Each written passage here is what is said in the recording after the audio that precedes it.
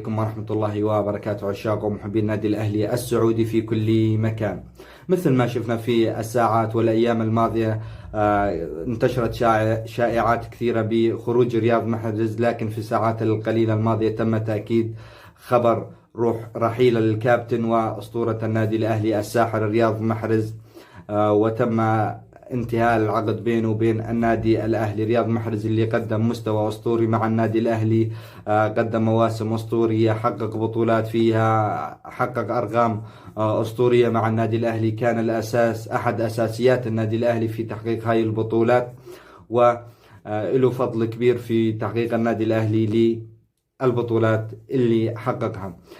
راح نتحدث عن أرقام الكابتن والبطولات اللي حققها مع النادي الأهلي، لكن أتمنى تدعمونا قبل ذلك بلايك واشتراك وتعليق لرفع مستوى صور القناة، وبدعمكم نستمر إن شاء الله. بعد هذا الفيديو نوصل لأكثر من 200 مشترك، وبدعمكم إن شاء الله نوصل. أما بالنسبة لي خبر رحيل الكابتن رياض محرز، فمثل ما شفنا الصحفي الأهلاوي القريب من إدارة النادي الأهلي والأهلاويين وليد سعيد نشر على صفحته خبر تأكيد خروج الكابتن رياض محرز بعد مواسم أسطورية مع النادي الأهلي والأرقام اللي حققها مع النادي الأهلي. راح نتحدث عن هاي الأرقام.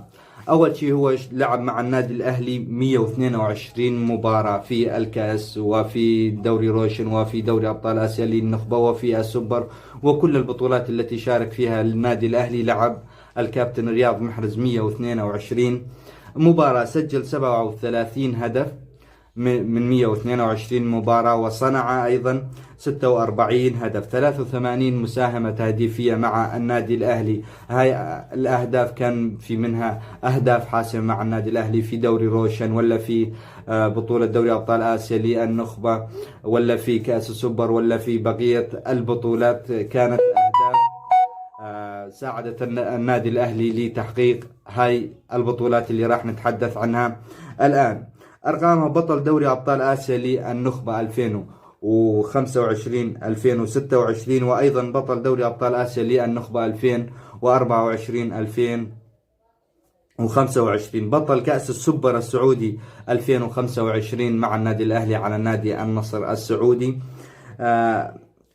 أيضا أكثر لاعب صناعة للأهداف في دوري روشن السعودي في موسم 2023-2024 كان الكابتن رياض محرز أكثر لاعب في دوري روشن صناعة للأهداف، ليس فقط في النادي الأهلي، هو من أكثر من كان صانع للأهداف. كان أكثر لاعب دوري روشن وسط زخم اللاعبين الأوروبيين والأفارقة ومن كل الدول، واللاعبين اللي على مستوى عالي أتوا للدوري روشن السعودي، لكن رياض محرز كان أكثر لاعب صناعة للأهداف في موسم 2023-2024.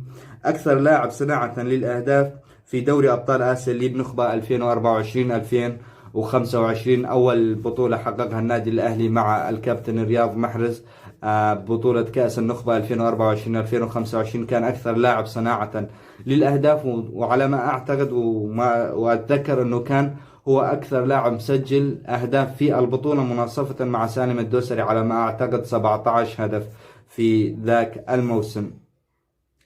أكثر لاعب صناعة للأهداف وأكثر لاعب مسجل في البطولة. وحتى تحدثنا أنه وقتها الفيفا ظلم رياض محرز لما أعطى أفضل لاعب للبطولة، جائزة أفضل لاعب في البطولة لفيرمينيو لما كان يلعب مع النادي الأهلي.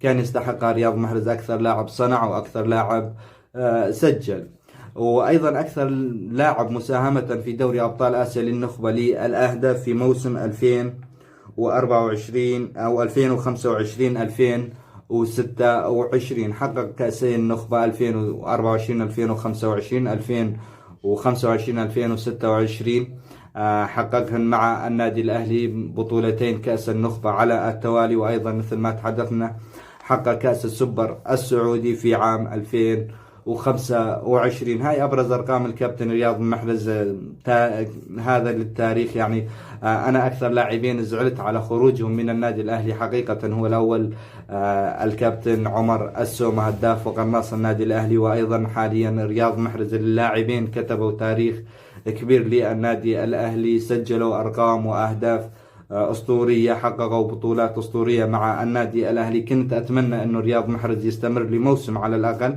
لكن مثل ما شفنا الأخبار أكدت خبر أنه رحيل الكابتن رياض محرز عن النادي الأهلي. في عدة أخبار تتحدث أنه راح ينتقل للدوري الأمريكي، وفي أخبار تتحدث أنه في أندية سعودية راح تتعاقد مع غير النادي الأهلي، وفي أخبار تحدث أنه راح ينتقل للدوري القطري، لكن إلى الآن ما في شيء رسمي، كلها إشاعات لحين إلى أن يعلن اللاعب أو النادي اللي راح يتعاقد مع رياض محرز.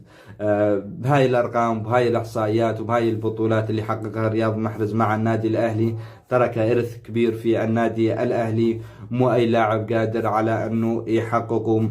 واليوم إذا بدنا نشوف نحن، أنا مستاء من خروج رياض محرز من النادي الأهلي، لكن إن شاء الله ما يكون هذا ثمن تحقيق النادي الأهلي لبطولات النخبة وأيضا كأس السوبر. ومثل ما شفنا النادي الأهلي بال 2017 2016 كان بقمة مستواه، بعدها تمت محاربة النادي الأهلي من عدة مواقع في الدوري السعودي مثل ما نعرف، وتراجع مستوى النادي الأهلي. إن شاء الله ما يكون هذا خروج رياض محرز وفرانك كيسي من أساسيات الفريق إن شاء الله. النادي الأهلي طلع رياض محرز خلاص ما فينا نحكي شيء، إن شاء الله يجيبون بدائل تساعد الفريق في البطولات القادمة. أنت عندك 7 بطولات راح تشارك فيها في هذا الموسم، إن شاء الله يستقطبون لاعبين على مستوى هاي البطولات اللي راح نشارك فيها وعلى مستوى طموحات الجماهير الأهلاوية. إن شاء الله بالتوفيق لرياض محرز والنادي الأهلي، والخيرة فيما اختاره الله. إن شاء الله يكون خير للنادي الأهلي ورياض محرز هذا إنهاء التعاقد. لهون بنكون خلصنا الفيديو، أتمنى ما أكون طولت عليكم. أتمنى ما تنسونا من دعمكم من اللايك والاشتراك، والسلام عليكم ورحمة الله وبركاته. إن شاء الله بالفيديوهات القادمة نتحدث عن معسكر الأهلي في النمسا وعن اللاعبين والصفقات الأهلاوية اللي ممكن تجي للنادي الأهلي. السلام عليكم ورحمة الله وبركاته.